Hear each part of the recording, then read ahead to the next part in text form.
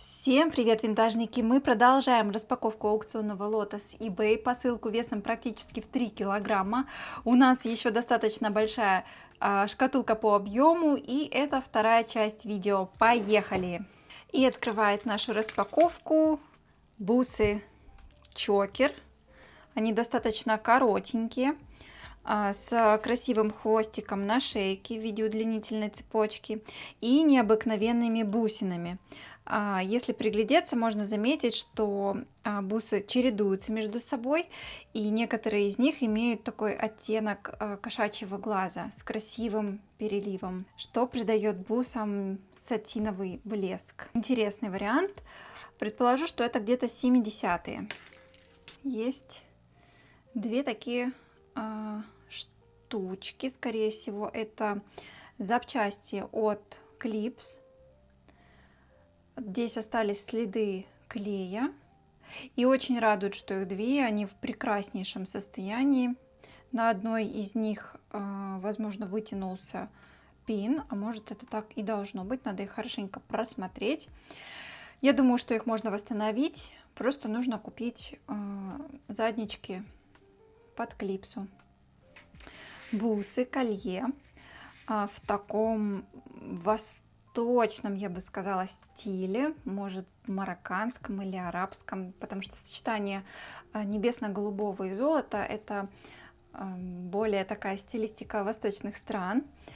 Красивый вариант, двухрядные бусы, даже нет, трехрядные бусы с витыми цепочками и такими вставками под оправу безель из пластика.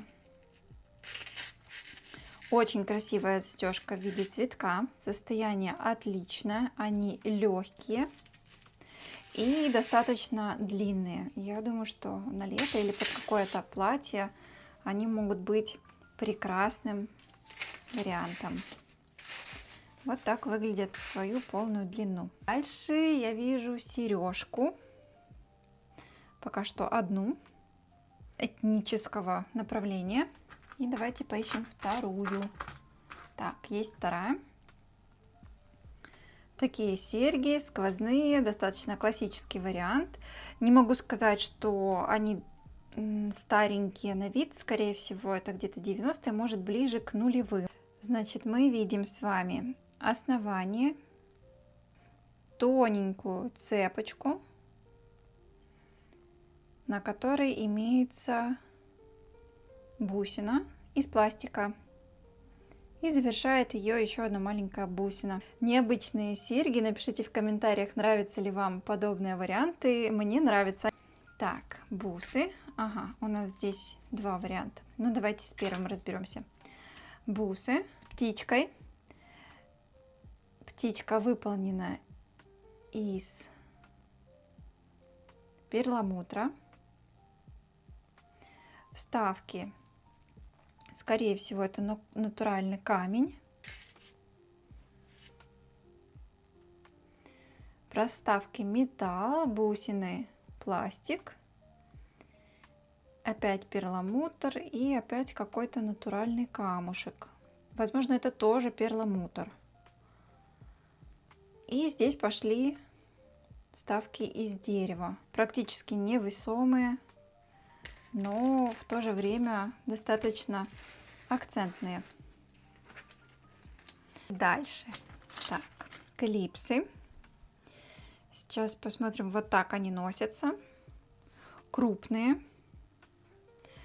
увесистые, с эмалью двух оттенков. В таком оттенке бежево-молочном. Он не белый, он скорее желтый и черный. Классические 80-е. Маркировочек нет. Состояние хорошее. Еще вижу бусы. Красивые бусы. Замочек без маркировки. По звуку слышу, что это стекло. Стекло с огранкой. в двух цветах, зеленый и черный. Очень красиво чередуются между собой бусины разных форм, более круглых, вытянутых и вот таких плоских шайб. Провставки у нас из пластика, собраны на нитку. Они не сильно длинные, на такую изящную шейку.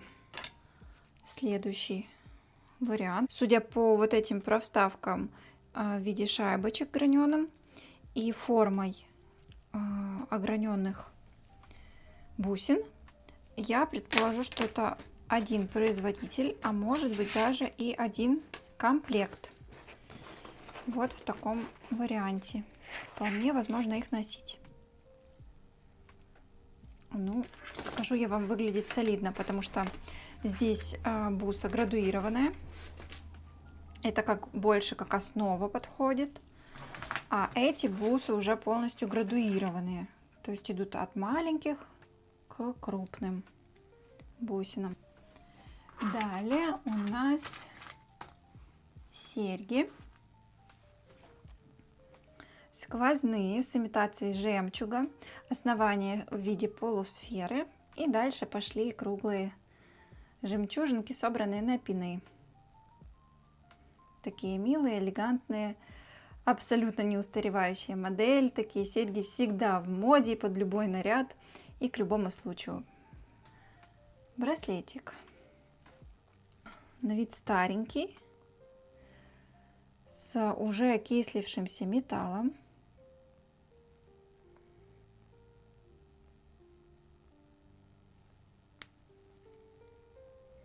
Он очень маленький. Я предположу, что он на детскую руку, потому что даже, наверное, на мою руку 14 сантиметров он будет мал. Вот так выглядит этот браслет.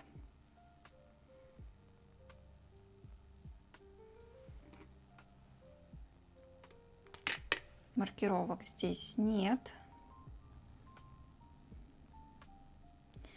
И подвеска выполнена в виде раковины с эмалью, возможно, ручной росписи. Затрудняюсь сказать, к какому периоду относится этот браслет. Наверняка здесь было какое-то покрытие у бусин в виде имитации под жемчуг, но с годами, наверное, оно полностью сошло и осталось как осталось. Так, я вижу еще одну прекрасную находку жемчуга. На ощупь это что-то натуральное. На звук тоже. Мы видим с вами жемчужины красивого такого темно-фиолетового оттенка. Серо-фиолетового, я бы даже сказала. Собраны на нитку. Притом здесь есть очень характерная для одного из брендов черта. Это две бусины, и потом идет связка на нитку.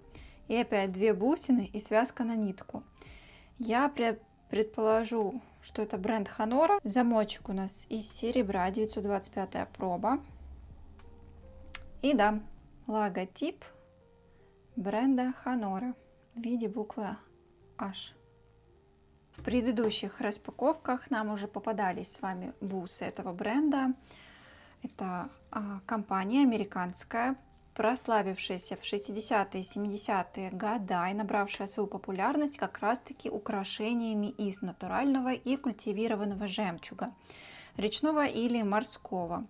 У них очень красивые изделия, и жемчужины всегда имеют такую правильную, идеальную форму.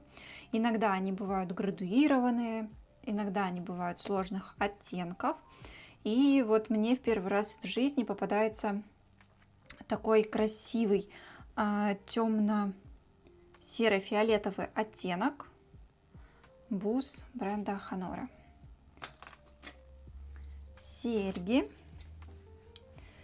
с эмалью в двух оттенках такого зеленого, глубокого, богатого зеленого оттенка с красными элементами эмали. И основание золотого тона. 80-е, 90-е. Такие сквозные серьги. Они легкие, но при этом крупные и акцентные. Опять вижу бусы. И опять это стекло, но уже других цветов, в таком дымчатом ягодном оттенке. Я люблю такие спокойные цвета, они всегда подходят абсолютно к любым нарядам, их можно сочетать между собой.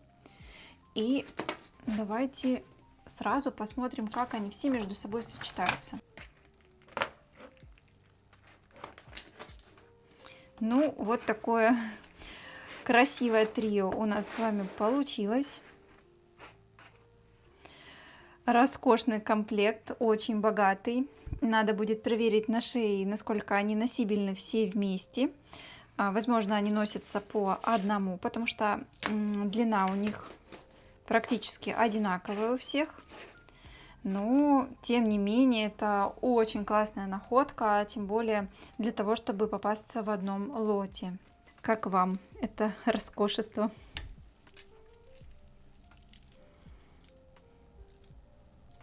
Выглядят они, конечно, потрясающе, и сохранность у всех у них невероятно хорошая.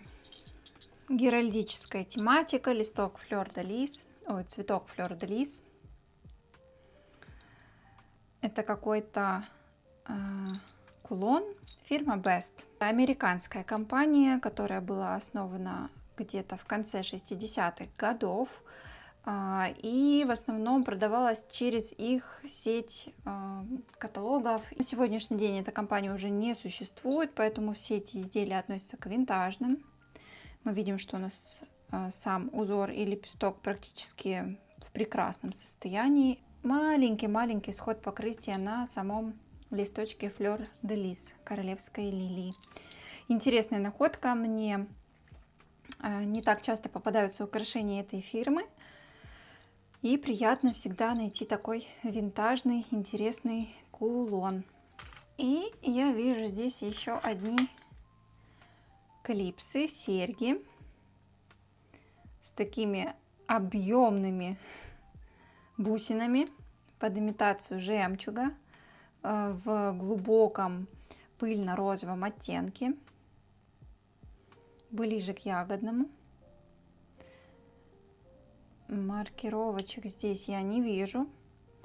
Хотелось бы встретить, наверное, маркировку того, что это сделано в Японии, потому что такие украшения очень часто делались в Японии на американский рынок. Но тут маркировок никаких нет. Серьги с эмалью.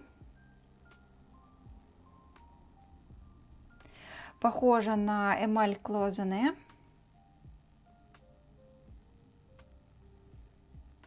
И интересной брошюровкой. Маркировок я не вижу. Напишите в комментариях, знаете ли вы, к какому бренду относится подобная брошюровка, потому что если ее сделали настолько характерной, возможно, это какая-то отличительная особенность одного из брендов. Очень акцентные, яркие, красивые серьги. Мне нравится, а вам? Ну и завершим мы наш обзор сегодня еще одними, на мой взгляд, интересными и довольно старенькими сережками. На просвет покажу вам их глубокий оттенок фиолетового цвета. Судя по застежке, они старенькие. Это клипса. На одной из них уже появилась патина.